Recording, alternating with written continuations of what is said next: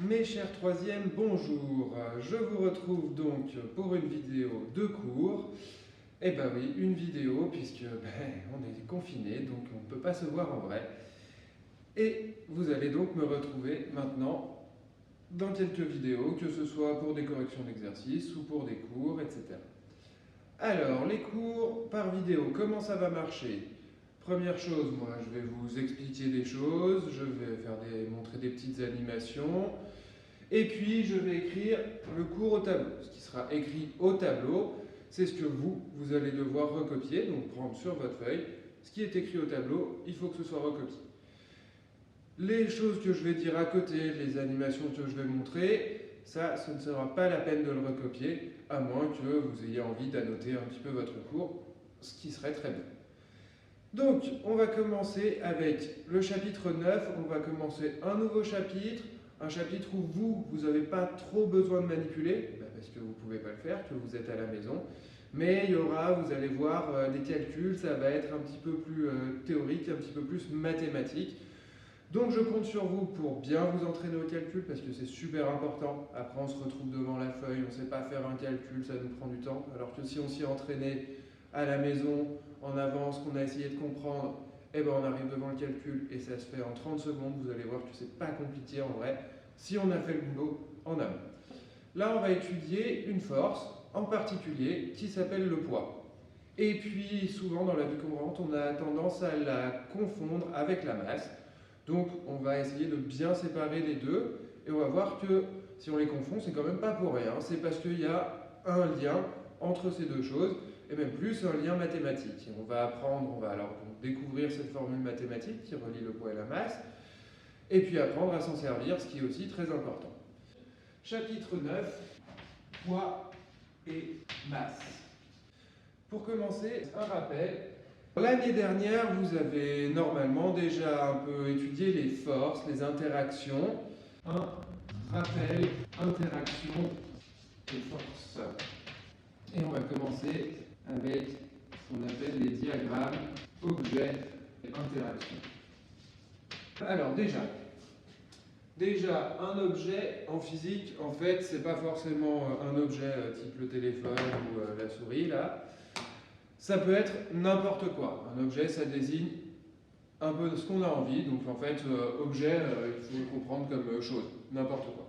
D'accord? Donc, ça peut être une planète, ça peut être une voiture, ça peut être le téléphone, mais bon, tout ce qu'on veut. Nous, on va prendre l'exemple du chariot. Au moment où je le pousse, c'est-à-dire dans cette position. Ce chariot, on va se demander avec quoi d'autre est-ce qu'il est en interaction. Nous, on va s'intéresser au chariot, donc on le met au milieu. Le chariot. Le chariot, avec quoi est-ce qu'il est en interaction? Première chose, vous avez bien vu que le chariot, je l'ai poussé. Donc il est en interaction avec ce perrier.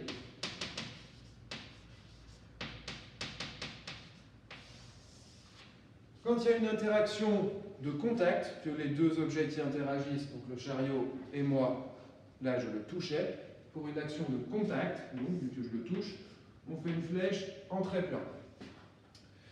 Deuxième chose, ce chariot, il est posé sur le sol, c'est le sol qui le retient, il touche le sol, donc c'est aussi il y a une interaction avec le sol.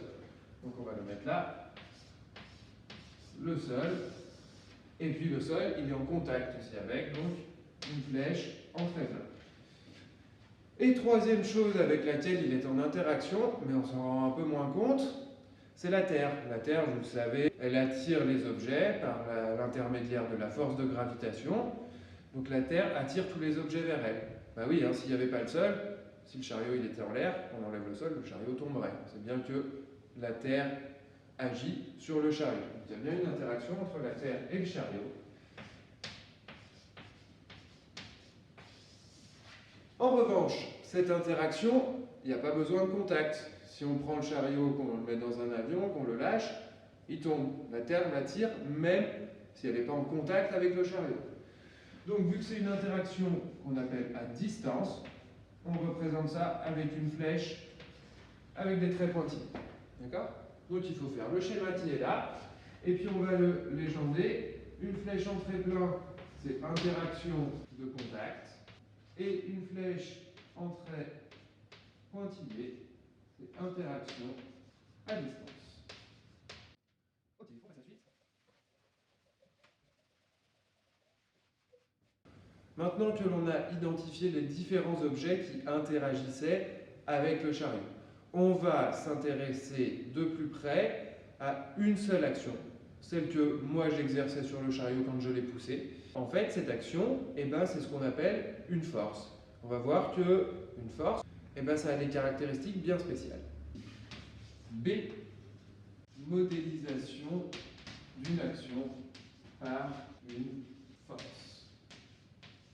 Une action est modélisée par une force, notée F de acteur sur receveur, et dont les caractéristiques sont un point d'application, une direction et une valeur. La valeur est notée grand F et son unité est le newton de symbole N. On va bien décrire, quand on décrit la force, qui est celui qui agit sur l'objet et qui est l'objet qui subit la force. En l'occurrence, on va s'intéresser à la force que j'exerçais sur le chariot, donc l'acteur, ce sera moi, le receveur, ce sera le chariot. La force, elle a un point d'application, une direction, et puis une valeur. Alors, un point d'application, c'est, en fait, on va la faire partir de l'objet qui subit la force, donc ça ce sera le chariot. La direction, c'est le sens dans lequel va la force. Et une valeur, la valeur, en fait, ça va être est-ce que je pousse fort ou pas. Dans une formule, on le notera F. Et l'unité, c'est le newton. En fait, cette force, ça va être ce qu'on appelle un vecteur. Vous allez voir que quand vous étudierez précisément les vecteurs en mathématiques, direction et sens sont des choses un petit peu différentes, mais pour l'instant, on va dire juste direction, ça suffira très bien. On va prendre l'exemple de la force que j'exerçais sur le chariot. On ne va pas représenter toutes les forces, on va s'intéresser juste à une seule, celle que moi j'exerçais sur le chariot. Donc on va mettre force exercée par le professeur sur le chariot.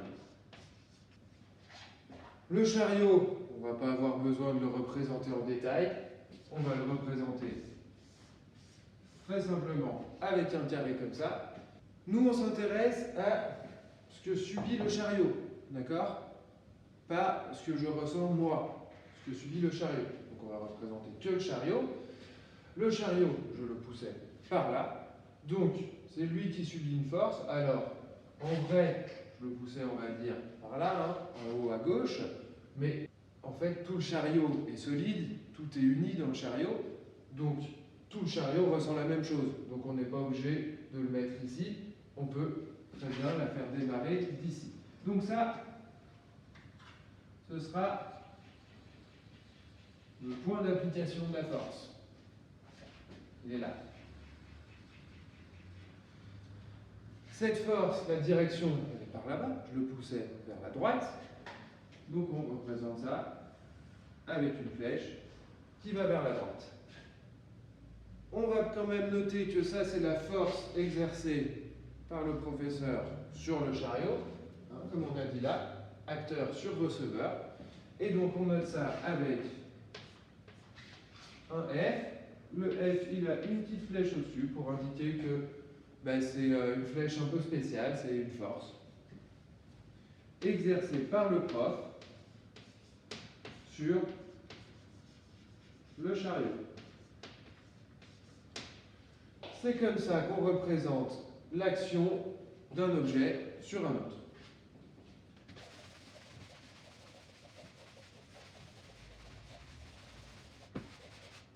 Donc maintenant qu'on a appris à analyser les différentes interactions entre différents objets, à représenter l'action d'un objet sur un autre, on va aussi revoir un petit peu qu'est-ce que ça fait quand un objet agit sur un autre. Donc petit c. Effet d'une force. Quel effet a une force sur un objet?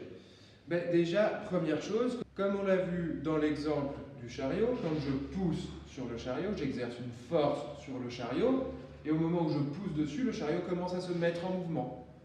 Donc, ça veut dire que je vais pouvoir modifier son mouvement, je vais le faire accélérer concrètement. Et puis, Si je continue de le pousser, il va aller de plus en plus vite.